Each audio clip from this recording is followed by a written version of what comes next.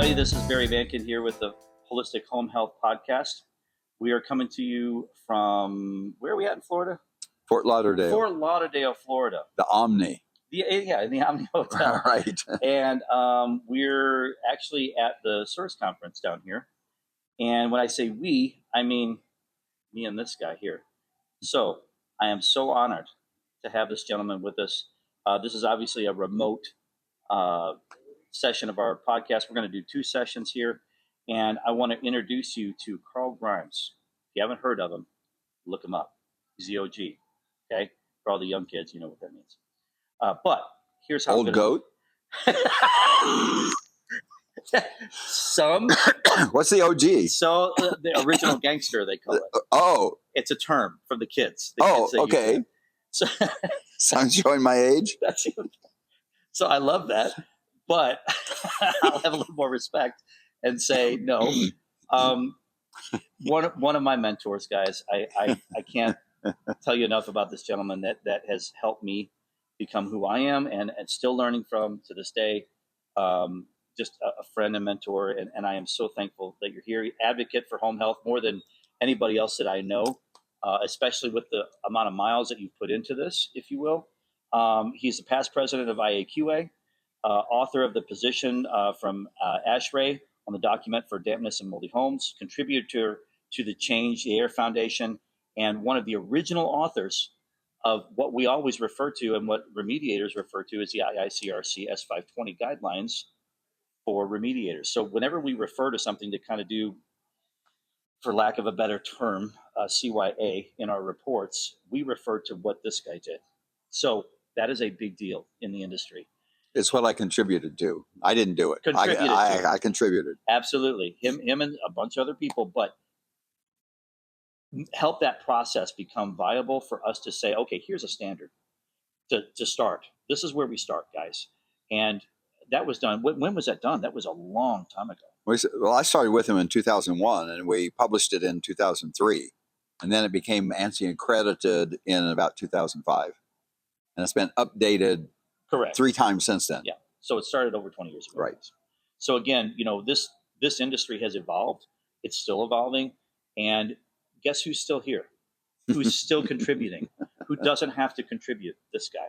So I'm honored and privileged just for you to take the time and give us your wisdom, be able to share that with people. So thank you so much for doing this. You're welcome. You really set the bar high.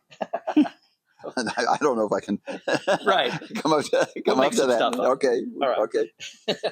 So the first thing that I'd like to do is just so that they have the context to understand, you have a unique, well, I shouldn't say unique, but as it relates to your situation, you didn't come from this from an industry standpoint. You didn't come up necessarily through the industry. You came to this from pain points.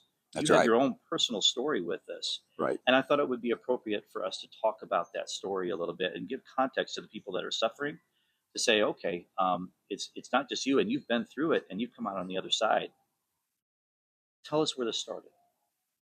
Well, my first awareness of it was in the late 1970s and early 1980s. Yeah. I was a manufacturer's rep in electronics. I covered the state of Colorado and adjacent areas of other states. I had several employees working for me. And you got to remember, this was the time before daytimers. Mm-hmm. If anybody's old enough to know what a daytimer is, it's all on computers and now on your phone. Mm-hmm. I had everything in my head. All the business, the invoices, the purchase orders, the people, phone numbers, contacts, everything was in my head. And eventually, over a couple of years, I started slowing down and forgetting things. And finally, jumping ahead, it reached a point where if I'd answered the phone and I didn't act on it within 5 or 6 minutes, it was gone. It was affecting my short-term memory, which is a killer if you're in business and managing people. But then 4, 5, 6 days later, it would come back in full force. It'd go into long-term memory. And I'd suddenly remember, I got to call this guy. I got to go pick up this purchase order. I need to call about this shipment. Well, then it was too late. So I started trying to develop systems to reminder. I had little 4x6 pieces of paper color coded and, stuff printed at the top of it, Mhm. contact information, this sort of thing. And it started getting worse and worse to where I had not just a list of things to do, a to-do list, but then it was priorities, Mhm. and then it was the priorities of the priorities because I wasn't getting them done. And next thing I know, I had a list that was governing like 5 or 6 hot to-do lists, and it was like something's not right. Yeah. Plus the fatigue was overwhelming, and kind of what reached the breaking point on that though was uh, when I would get up, I'd eat breakfast, and then I'd wake up at 1 o'clock in the afternoon. Wake up at 1 Wake o'clock. up at 1 o'clock in the afternoon. I felt like I had a hangover. Wow. And so something was wrong, and it got to the point that I just couldn't function adequately anymore. How old were you during this time? How old? I was Yeah. in the late 40s. Late 40s. Yeah. Wow.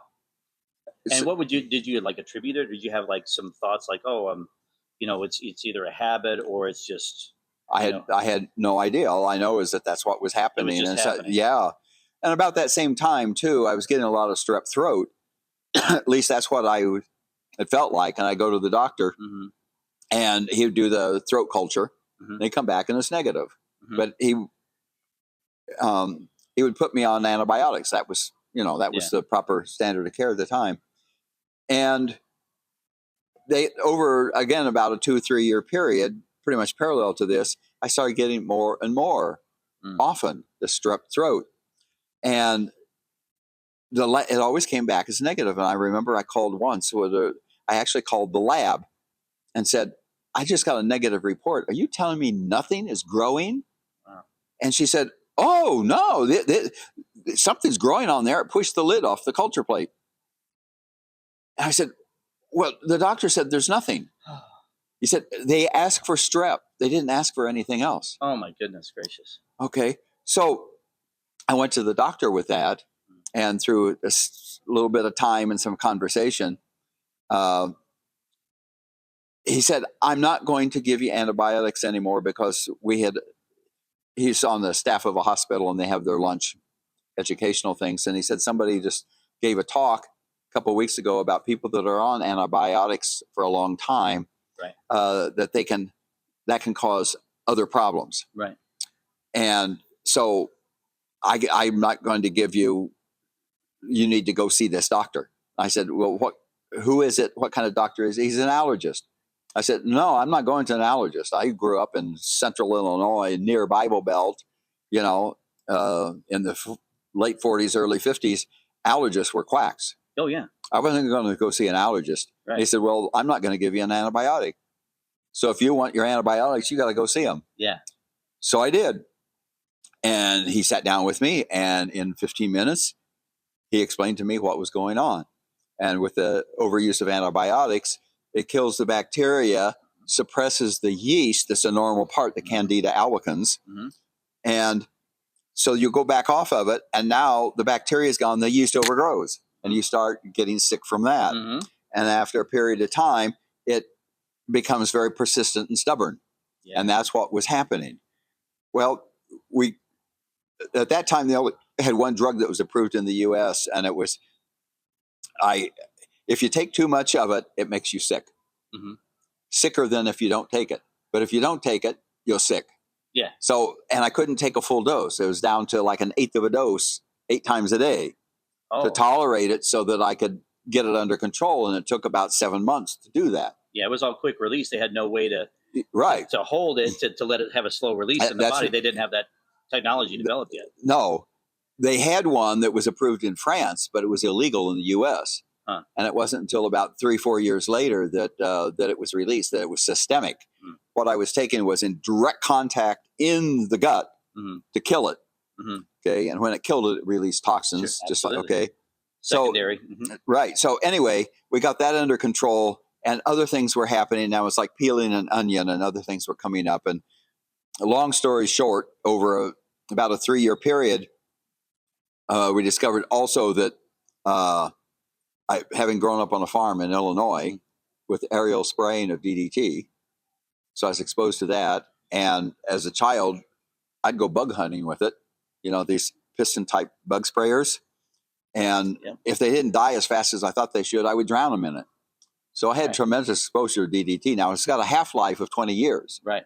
So I still had that we suspected something in my body. Mm-hmm. I went to a clinic that specialized in some of this. It's no longer in existence, unfortunately. Mm-hmm. But they did a fat biopsy, and I had above the federal limit allowable of the allowable DDT metabolite. Right. Okay. So anyway, we got that down to about a third of what it should be, and I had to. That was a month in this clinic, and I realized that I really wasn't done. So I continued doing it on my own, and that's when I discovered then that there's something else was going on, and it had to do with the fillings in my teeth. And it's not that I'm allergic to it, but it was when you got two different metals that are different and a little bit of a barrier, like amalgams that get a little corrosion in it, that creates a battery. It's like a dielectric unit. That's right. Yep. So again, jumping ahead, I had 15 fillings and 5 crowns. Mm-hmm. And the dentist at that time, he took an actual oscilloscope to measure it. Really? And he put one lead, as a cotton swab on the cheek, and then he would touch the different fillings and watch the spike go up and see what the voltage was. That is fascinating. On each of those fillings. Now, there's a threshold for your synapses, and this was above the threshold. Okay, so my mind is kind of blown here, but tell me, when is that happening? What era is that happening timeline-wise? Late 70s, early 80s. So since the 40s, all the way into the late 70s, early 80s. Right. You've been experiencing all of this trauma, in a sense. I wasn't, yes and no. It wasn't trauma, and it wasn't at that level, and kind of come and go. Yeah. But you never were able to really process that or get to the root of the issues. You just kept experiencing symptom after symptom after symptom. And it wasn't an issue. That's just what life is.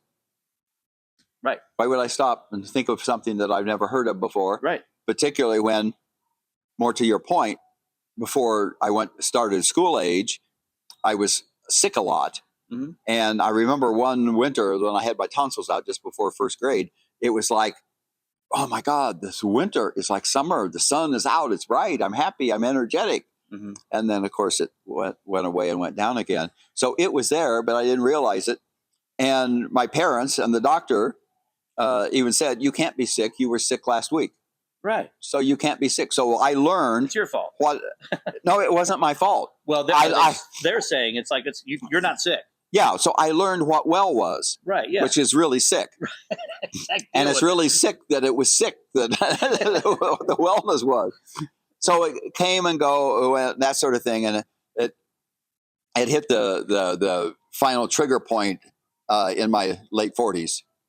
And that we started talking about this. Anyway, one of the many doctors I went to, this is kind of the pattern, many complaints, many doctors, many diagnoses, many failures. And that's one of the clues that something is going on exposure-wise. And the first thing he did was put me on the nystatin at that time for the antifungal. Mm-hmm. And he's the one that suggested the clinic for the DDT. And then I discovered the dental part. I'd heard about it because at that time, it was everything I was experiencing was quackery. Yeah, I was going to say, none of this is like standardized. None of this, they're all experimenting. So like you're a case study for them. I mean, certainly they haven't proven any of this. They're just trying stuff out on you. You're the guinea pig. Well, except for one doctor, all the others, I was a case, but I wasn't a study. For him, it was a study. Yeah, exactly. Internally, okay, yes. Yeah. And he said I was one of the sickest people he had worked with, and that I was only one of a couple that was recovering. I didn't feel like I was recovering, but he said, look, I had experience with this where things in the house were making me sick also. Not as bad as what you were, but I know that's what happens. And I have patients that come in that have allergies or some kind of immune response that I can slow it down or stop it. And then they go back home and they get sick again. Who's this doctor? He's oh yeah, he's retired now. Interesting. Yeah. But that was in the early 80s then. Right. And he's the first one that kind of enlightened you that it's outside of your body. It could be an environmental Right. exposure. Exactly. And by having me go, this is one of the best parts of the treatment, not a cure. I'll explain that in a minute. Of going out, he suggested I go out to people's homes and see what's there. I don't have to fix anything or do anything, but just come back and report to him, and he would make suggestions. Well, I've never been good at following directions, so I would sit and talk to him, and basically we would have a conversation. We would share stories. Yeah, that's all I could do. I didn't know anything, and I was so sick that he'd send me 1 or 2 a month. So for 5-6 months or something, I didn't have very many, but I started noticing some patterns. And one of the first patterns that I picked up on was dirty forced air ducts. And there was really nobody doing it. They didn't have the big trucks then. They had little tiny vacuums, but it would help. And so I just made the suggestion. I found somebody to do the work, and my customers reported that it was an improvement, that they felt better. And so this is in the early 80s. Right. So kids at home, this started duct cleaning, early 80s. And from a pioneering standpoint, this came out of a need or a pain point for people to say, hey, we're realizing this.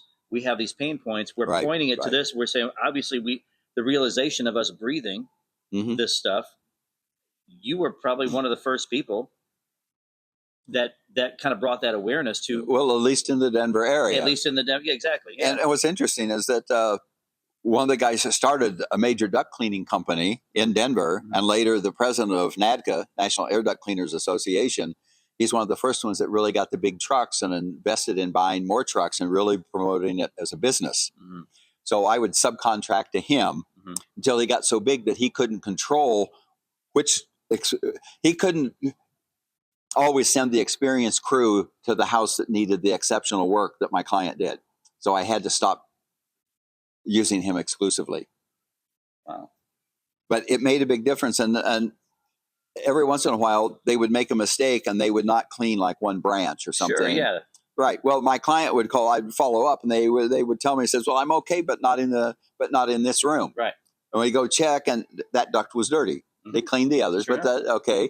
So it's like, hey, these people are aware. They can tell some differences. Yeah. The other key to it was, if you make a change, they can notice the difference or not. And since I was new at this, I made some mistakes, and sometimes it would make it worse. Right. So why was that? Well, then I got better by being curious and paying attention to it, to where I didn't always get an improvement with my recommendation beyond duct cleaning, other kinds of things. But at least I wasn't making it worse anymore. Interesting. Okay, so let me back up a little bit. At what point did you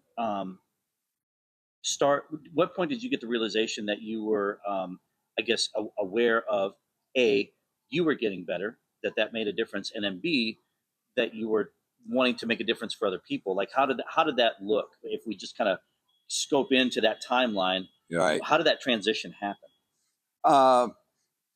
It didn't really happen that way. And it took quite a while to figure out that no matter how badly I felt, I always went to the appointment. So you were still I was doing trying to recover. You were just doing. Yeah. And some of the houses made me really sick. Oh yeah, because you're because I'm being exposed to it now. Right. And at the beginning point, I was in a house that wasn't very good. It was only later that after the divorce and after the foreclosure on the house, that I was in a place then that I was in then for 38 years. I just moved out of it 5 weeks ago. It's a place where I healed. My son and I did too. He had issues with it too. And so I really didn't, I thought I would be there in 3 to 4 months, maybe a year. 38 years later is when I get out of there. But I didn't want to get out because it was safe. Yeah. It wasn't bad to begin with, and I knew how to manage it. I learned how to control things and manage it so that the exposures, what I'm exposed to, isn't affecting me, or I can stop it or remove it or not allow it in the house to begin with. So this was all anecdotal. I mean, you're doing your own research on as the guinea pig, if you will, in your own place, and then discovering things with your own experience. You're just trying to help other people with the same issues because you're not the only one suffering here. Yeah. Well, And you know other I people. didn't really do that. It was kind of curious, and it was just it fit me. Right. Yeah. It was like, and that's become my mission. So looking down the road again, the way I describe it is that what happened to me Yeah. wasn't necessary. Yeah. And what happened to them wasn't necessary. Right. But it's still happening today, 40 years later, and it's still not necessary. And that's my motivation. It really pisses me off that it's still happening to more people. Yeah. It doesn't have to.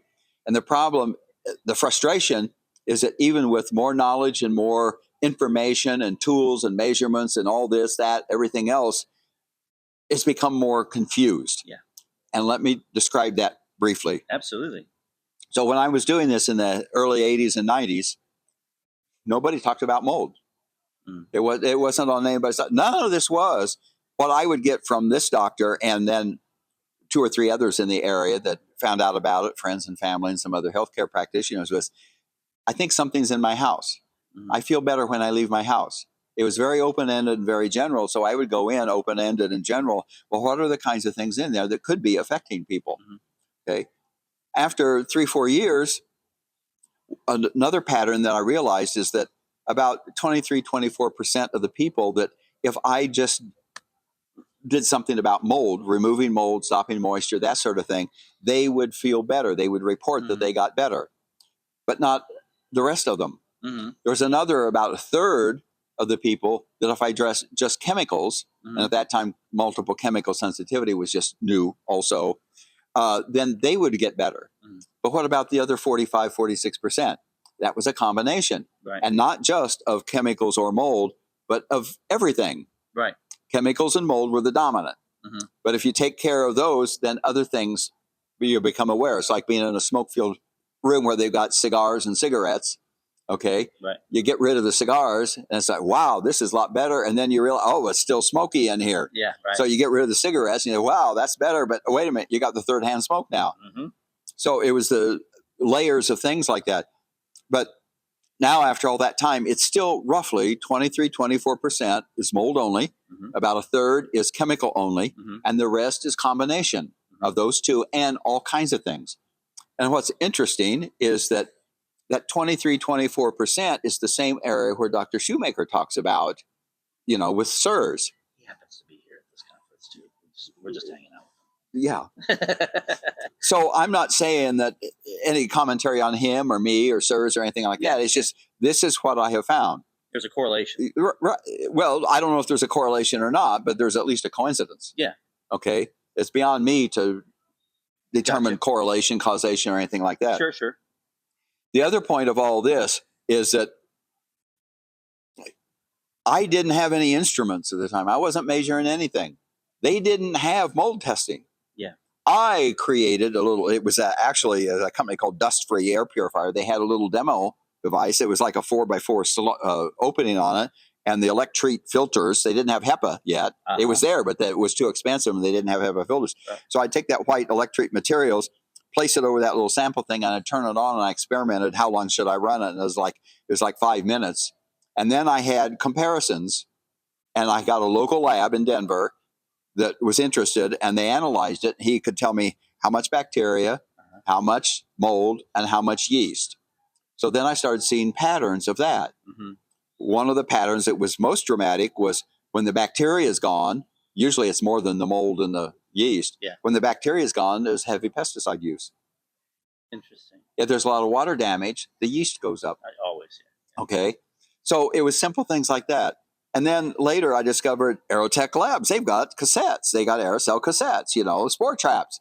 And then I lost the calibration. I got lost in the forest of detail of, at first it was like, oh my God, look, I can see Penicillium aspergillus, and I can see Cladosporium, I can see Alternaria, I can see this, I can see that. There's this thing called Stachybotrys, and when I wrote my book in 1999, the one error, big error in there was I said Stachybotrys was a bacteria. Oh, yeah. Why? Because I called labs. I found 5 labs that did air assessments, like for homes, and I asked them, what is Stachybotrys? Yeah. 4 of the 5 said it was a bacteria. The 5th one says, I don't know. So I put that in the book. Only later did they decide, no, Stachybotrys is a mold. Tell me what's okay, because there's so much in between there that I want to get to. Tell me at what stage, because you're who told you to do the scientific process? Who told you or encouraged you to do things the way you were doing? Nobody. Exactly. To me, that's fascinating. For you to have the fortitude, the curiosity, the drive to create what we're doing today. I mean, from a you're the pioneer of this stuff, in my opinion. Like you were doing this in the '80s, and creating it out of not from a textbook, No. not out of some physician told you what to do. You were bringing this out of your own investigation to say, let's see what works in the field. Right. And that to me is, I mean, that goes to our heart, because creating that process helps us as a foundation to say, this is where it all started. I mean, Well, it's situations like that, but don't give me credit for starting this whole thing. I was local in Denver. in Denver, but you were not getting influenced by other people. You were a part of a revolution. That was the objective part of my subjectivity. There you go. Exactly. I didn't have anybody messing with me. So cool. I mean, to But me, the validation of it was, if I did something and they didn't get better, I wasn't helping. Yeah. So the criteria was people got better. Yeah. Now they weren't cured. Some would get better, some would get really good better, and then there were a few that didn't.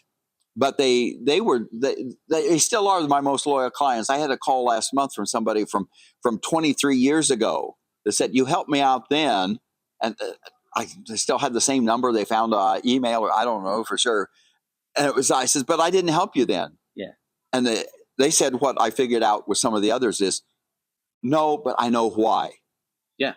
I know that nobody knows what it is. Mm-hmm. We know what it is. We know what to do, but I can't afford it. Mm-hmm. Or it can be done, but the landlord isn't cooperative. Yeah. So we know we can't do what we need to do. Right. And knowing that information created loyalty. Yeah. Mm-hmm. They trusted me with that. Right. So I never went in because I was too ignorant and naive to say, "Oh, I can do this, or I can do that," or I started doing my own sampling, or then with the cassettes, the spore traps, when they came out, and it was always, "What is going on? I'm curious of what is this and that." I never tried to tell somebody this will fix it. Mm-hmm. What I always said was, "We don't know until we try it." Yeah. So let's try this. If you trust me, and I can give some reasons for it, mm-hmm. let's try it and see what happens. Yeah. Now you're doing you're justifying actions with some reason. You've gained some trust, and now it's a matter of setting expectations. No, managing expectations. Correct. Yes. Managing those expectations for what you're doing, to say, okay, I'm going to give it my best effort, but this is what makes sense with the science, and this is as much as we know. We're going to throw this process at it, and the science didn't come until after 2000. Right. Before that I looked. Anytime I saw anything environmental, I would look, and I would call, and it was all outdoors. Yeah, always. Yeah. It was all outdoor environment. And if it was indoors, it was temperature, humidity, and carbon dioxide. Maybe carbon monoxide. Right. And it was like, I had some people calling me and saying, well, we got this. Can we trade referrals? Well, what do you do? Temperature, humidity, carbon dioxide. And what the hell is good is that? That doesn't really get to anything. Right. We've got to look at moisture and dampness. That was a big one. Chemical use, common stuff like personal care products, cleaning products, pesticide use, new building materials. Back then. Yeah, and a lot of people, new house, they remodel, they bring in new piece of furniture. And I was working with them to discover that okay, so when you haven't had this your whole life, or maybe you had problems as a child, but when did this happen?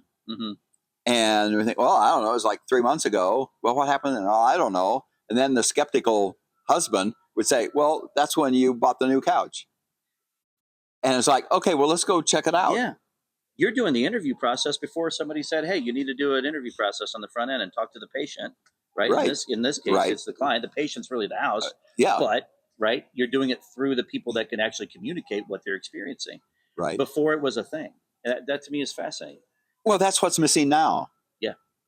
Ignore the person. Okay, so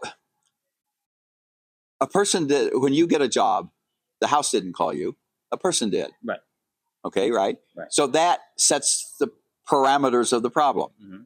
So then I know you don't do it this way, but so many people go in and say, okay, you want mold, you think it's mold, or you want to know what's going on. Okay, well, mold, I see some mold and moisture. Okay, so now I'm going to do this stuff, and I'm going to do some samples. I'm going to do some testing. I'm going to do this. I'm going to do that. Maybe they have a remediator come in and they change things. Mm-hmm. Okay, and they say, okay, well, done. We met the conditions of S520. If you're lucky, Yeah. fewer and fewer are doing that. They make up their own stuff. But they say some kind of criteria that says I'm done and I verify. Right. Okay, and sign the, pay me.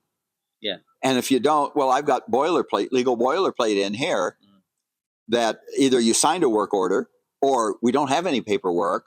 So you're stuck. You'll just lost. It's up me against you. And guess who the judge is going to believe?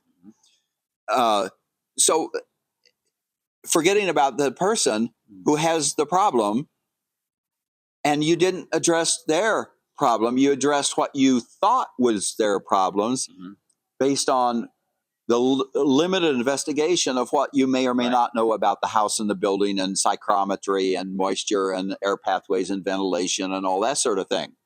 Yeah. Okay. So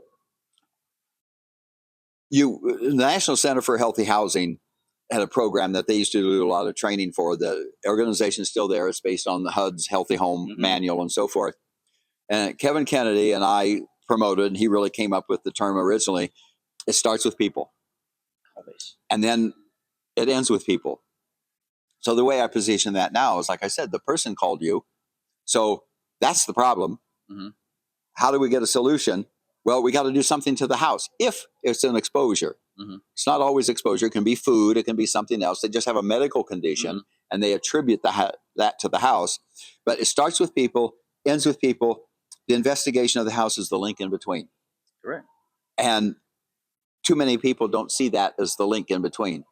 What it is, it's the physical environment, this material, and then it's a living biology that has agency, meaning they can act. The building can't act, can't do things, can't decide, can't take action, but the person can. Yeah. Okay. So what I do anyway, is I help that person to take action so that the outcome is better than when they started. And so about 15 years ago at an IAQA conference, they had this big debate on presentation about sampling. Which is still ongoing. I know, but I stood up and I said, and I got shouted down. I said, I took the pledge, no more sampling. It was an addiction because I had a client. It was a legal case. They had money. They wanted to do this, that, everything. I did dust, I did tape lifts, I did bulk, I did air, I did culturing, I did microscopy, I did bacteria, I even did an ERMI. All those things except the ERMI was consistent with the hole in the ceiling and the two other locations, visible water damage. Yeah. All that was fairly consistent, not exact numbers, but fairly consistent. The ERMI was a minus 2.7. Wow. And I thought, what's going on? Not only that, the thing was generally there, but it still wasn't consistent.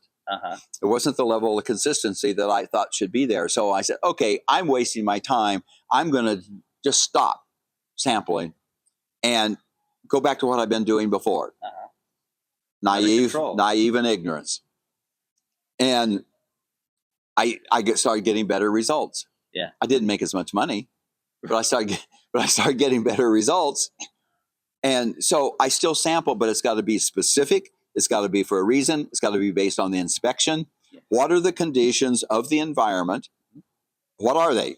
What ones are off, or maybe what ones could be changed? I'm not even thinking of the person yet. What ones can be changed so that it's dry and clean, basically, okay, not damaged, no pesticides, remove chemical sources, VOCs, fragrances, that sort of thing. Right.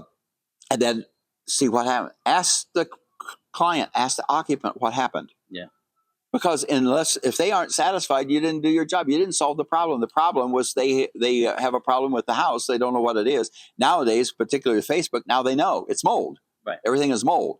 And when there's any debate about that, well, it's not the mold, it's the mycotoxins. Yeah. That's another. That's We could do 2 hours on that, and I won't. Tell me about your. Here's what I so appreciate about you, is that when you say it starts with the person and ends with the person, Right. what gave you the heart for the people? Did it just initially stem from your own experience suffering? What drives you for that passion to say, I'm going to focus on the person? I mean, it makes sense as it relates to the outcome. I mean, we're at the end of the day, we all get that, but your drive is special with that, and I think you have a heart for people that is not seen in the industry. I don't like people. I was taught to not trust strangers. Yeah. And every customer I've ever had was a stranger at first. Right. I would go up to the door, ring the doorbell, and knock on the door, and think, no, I'm not going to like this person. I go in within 3, 4, 5 minutes. I'm enthralled. They're human. Just talk to them. Yeah. Just say, how do you understand why I'm here? Because we'd already talked on the phone. Yeah. And described the overall process and pattern of what I do. And it was, I don't want to say that it was sad and heartwarming and this sort of thing. Most of it wasn't. Uh-huh. But there were times when it was. Uh-huh. And there were times when it wasn't, and they were even resistant. But as I would explain what I do and how things can work, we don't know if that's true here or not, but this is how it can work. Let's go find out. Let's go through the house together. Uh-huh. I never do an inspection by myself. Uh-huh. Like twice I ever did in 38 years. I always have them with me. Uh-huh. So I can point to this and that. These are the kinds of things that can affect you. And even like I'd go into a room and say, come into the room and is there any difference? Mm-hmm. And I wouldn't just do it with the room that was a difference to me. Mm. I would do it with a room where I know there wasn't enough, so that they could learn and compare. Yeah, this room, there's no difference. That room over there is. And they could connect it with their senses and feeling, that sort of thing. Yeah. But there were times, to get back to your question, particularly the ones that were somewhat resistant to it, or they keep coming with I can't do this, I can't do that, and that sort of thing. When the realization, they would stop and cry. They'd just stop and soften.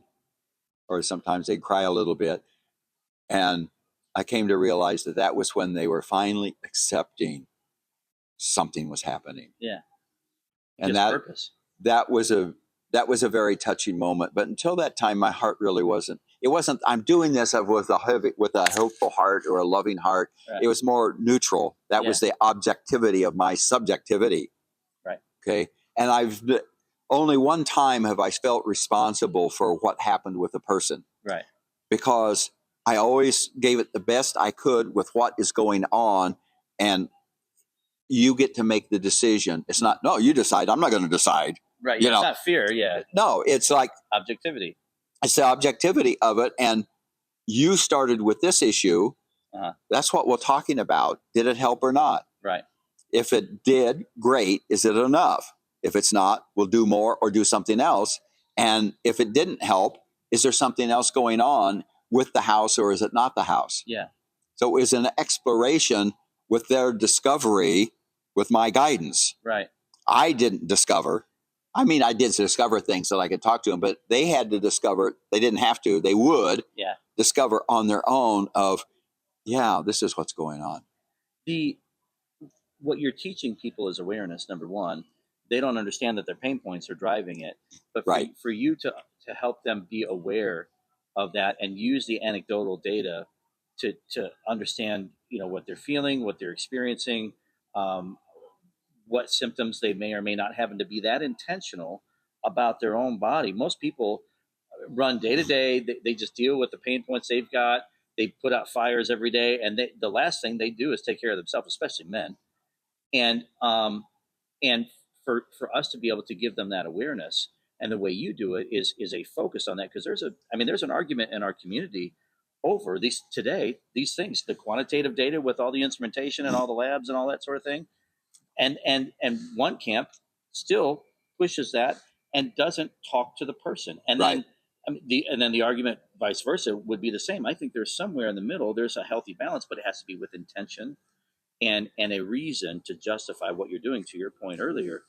And I think that is a huge missing piece to what we do, because everybody wants to check a box, and it doesn't. If it doesn't fit their business model, doing it the way you do it takes more time, takes more empathy, takes more hand holding Up front. up front. Yes, But it's quicker. and that's And the it's argument. less expensive. Tell us about that. I typically spend hour and a half, more like an hour and a half to just under 2 hours, and I can diagnose a house and what's going on with the people in it. Mm. Occasionally, it'll go longer than that. Mm. And usually it's because not so much that the house is complicated, but the person is complicated. Mm. And it takes time for them to work through that, to ask the questions, and not to hear my answer like I'm a good salesman or I can convince them or I can, manipulate or anything like that. They have a legitimate question about whatever. And I can say, this is what I know, or let's go try it. One of the things that I can do is, particularly if I'm suspecting that it's chemical exposures, and we need to talk about exposure. We will. Okay. On the next one. Okay. Yeah. Okay. Is to go, let's go into the laundry room. Let's go into the bedroom. Let's go into the kitchen and get a box into all your cleaning products. Mm-hmm. And another box for all your personal care products. Now, take that box, put it all in there, walk it out to the garage. Right. By the time they get to the garage, they'll know whether they're reacting to it or not. Mm. Because with a big exposure right under the nose, as they're walking and breathing. It's a stress test. Yeah, and it's an awareness test. I see that. Yeah. Mm-hmm. I did that about 6-7 months into COVID because I had new people, never any medical problems, talking about they're sick now. It's not COVID.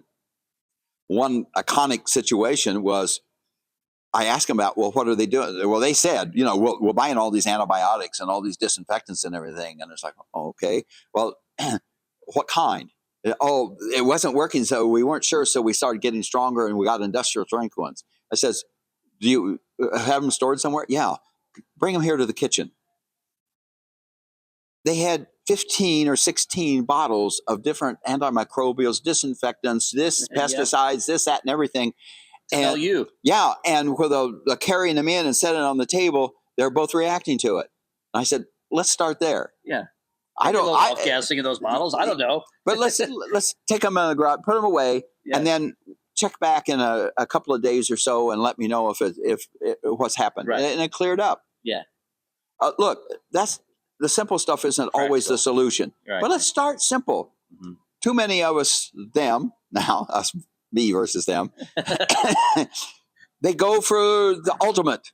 Extreme avoidance, extreme remediation, we got to do it all. We got to get it now done right.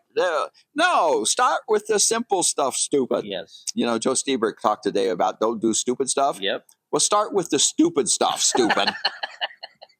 I love that.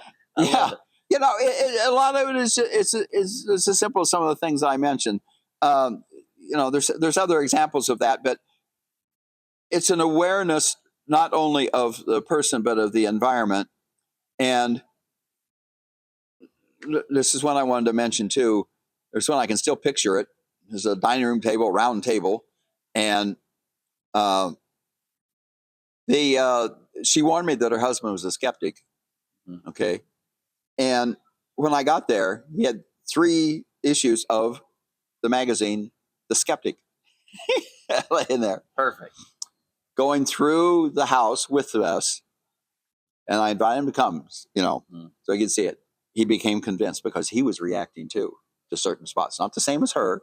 Right. Reacting the same. But his own reaction. Yeah. That's right. And another one was as we're going through the house and talking about it, we finished up, and toward the end, he said, you know what? It was actually, his wife said, we've been researching nursing homes. We thought it was his old age, and Alzheimer's wasn't a big word then. He was 55 years old, and they were looking for a nursing home. I'm 55 years old this year. Crazy. My condolences. Sorry, hon. Going to a nursing home. Yeah. So it was fairly simple stuff, but he quit looking for a nursing home. Yeah. I had one. He was a retired general in the Air Force. He used to run whole Air Force bases. He had everything in charge. He was in charge of everything. He had retired 2 years before. He couldn't balance his checkbook. He had a moldy crawl space. We fixed the crawl space. He recertified now as a pilot, and was flying for United. Wow. Because this goes this goes all the way back to your experience where you first started getting your pain points. Right. He couldn't function at work, right? He couldn't, and then he probably made excuses. He probably did the same things, contingencies, and say, okay, now I gotta function. And you don't attribute it to anything other than maybe old age or something like that. 55. Yeah, and the last thing you think of is the house. This is this big black hole of unawareness. The last thing we think of, and I'm still not really sure why. I've got some suspicions, but for some reason, we don't want to even consider that the house could be affecting us. I would love to get on those suspicions on the next episode because I have some suspicions as well, or some theories that I want to bounce against you. But I want to button up here for this episode and finish with just your story and say, okay, you've had your experience. You've been able to pioneer this, help be a part of the pioneering of this industry. Yeah. And in my opinion, probably foundationally help with, a process that maybe some of these other guys didn't think of till they had a conversation. Right. So, which, goes into the 520, all these things.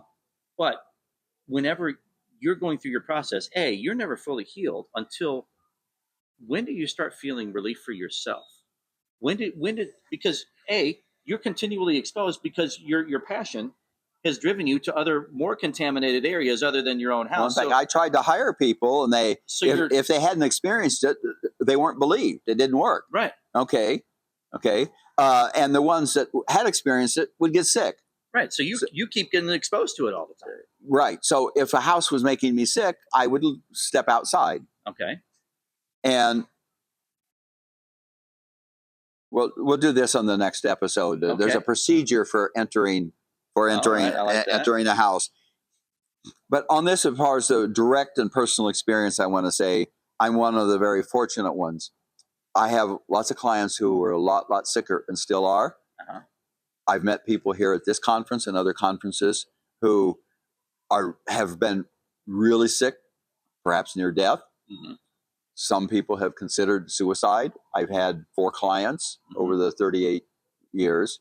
So I don't want to make this sound like, oh, Carl's got the secret. We just do this and we do that. No, it can be more complex than that because it's not just exposure. It's the way the body reacts to it. And I've had clients who they have a medical condition. Oh, yeah. Okay. The exposure makes their symptoms worse. Mm-hmm. So all I can do is alleviate symptoms, but it doesn't address the underlying medical issue. And that's where SIRS and other things like that come in. So we call them triggers now. Yeah. Well, we've got to be very careful that we separate out internal from exposure. Exactly. Exposure is what comes in from outside, and we'll talk about that later. But I want to make sure that people that are listening and watching this, I'm deeply aware, not of how sick I was for how long, because it was over a 10-year process of slowly healing to the point that I wrote the book, and then I could start traveling. I could start getting involved in things. The book, a couple of engineers in Florida found it. They bought a case and they used it. Yeah. And she became president of IAQA. Yeah. And at the first national conference, she invited me to it. Uh-huh. Nobody understood what the hell I was talking about, but a couple of people in the audience said, hey, we're going to be working on this. Would you like to join and see what's going on? That ended up forming the committee that wrote the S520, the first S520, which then led to reviewing the S500, the water damage standard, which led to working with NADCA and IAQA on adapting S520 into the duct cleaning standards, which then led to other things, including with me and a couple of others with American Academy of Allergy, Asthma, and Immunology. They were writing medical practice parameters. Yeah. I'm not a doctor. They weren't either. Right. But the doctors wanted to include an environmental inspection in the home. Why? Yeah. If you're allergic to cats or dogs, you need to know that. If you're allergic to rodents, if you're allergic to dust mites or cockroaches, you need to know. How do you know? You know if you got dogs or cats, you can see them. Yeah. You don't always know if you got cockroaches, and you almost never know if you have dust mites. Yeah. So how do you conduct a home assessment? That's why me and a couple of others were included in that. Yeah. But I got exposed to all these medical people, international. Yeah. Okay. We ended up writing 5 medical practice parameters. They did. I just had one tiny part. It's like with Shoemaker's first document, the first, Right. Eric told me today it was like 112 pages. I don't know if it was that long. I had a very small part. It had to do with testing procedures, Right. but my name's on the paper. Yeah. Yeah. You know? So this is how I transitioned into the professional sides of things. Right. We'll get into more in a few minutes here, but basically, I have the direct experience of being harmed and being really sick and losing essentially 20 years of my productive life. Okay. And then exposed to the science and the engineering. Now, the science and engineering, I need to know what they know. They have no idea about people. Right. And they don't realize, the building science people that analyze buildings and all the horrible things that go on, they don't realize what that does to the people that occupy it. Yeah. And then the people like you and me and others that have had the direct experience and need the help, we don't understand the science. Yeah. So you mentioned a unique position. If I have any unique position, it's that I'm straddling the fence between the physical world and the human occupant world. And how do you translate between the two? Yeah. Not how you direct or tell anybody, but how do I explain the science to the public in a way that they can understand and still be accurate? Right. Okay, factually accurate and defensible. How do I explain what it's like to be in that building to the engineers and the PhDs, even the medical doctors? That's the challenge. And after all this time, I've just finally reached a point to where I've got some of them listening to me. Yeah. How much of your experience do you think for those 20 years brought you out of this process? How much of that would you attribute, whether it's percentage or whatever, to the philosophies in the building being implemented to have a better environment versus doctors, coming in? And because again, you're the guinea pig, like they're experimenting on you. So how much of that do you think attributed to that? And it doesn't mean that one's necessarily more valuable than the other. I just want to say, like, for your experience, because the medical industry is like trying to figure you out, but you're figuring out the source or a source other than, the things that we're not qualified to identify. And how much of that do you think affected your recovery to get you to a point of health and to where you could be effective again and say, okay, I feel like this is normal, whatever that has to become after 20 years. Yeah. What did that look like, and what do you feel that you would attribute that process to? I'm not really sure I can answer the question in the way that you asked it. What I would say is that when I first started doing this, it wasn't a dichotomy or difference between the building and the doctor and the people and even me. It just was, because that's why I was so ignorant for so long, because it just was. That's just the way life is, and it didn't even evolve. It just was. It got better, it got worse, it didn't change, and that sort of thing. And total no attention to it, not much awareness. I think that the doctor, his name is Nick Nonis, was from Denver. It wasn't so much the medicine that helped me and saved me, although it did, his medical approaches. It was the procedure for just go see what's there. Took me a long time to realize that, and when I wrote my book in '99, I have a whole chapter about him. That was really what it was. It was a way to approach what was affecting me, and I was using it for other people, and it was working. And it continued working for me on my stuff. And part of it was that before that time, I was really alone, and it felt like the world wasn't not only not my friend, but the world was out to get me. Mother Nature was not my friend. Mother Nature was my enemy. Right. Yeah. Okay. But I began to learn that there are other people out there. And it's different. Well, I have never had two people or even two houses be identical. Correct.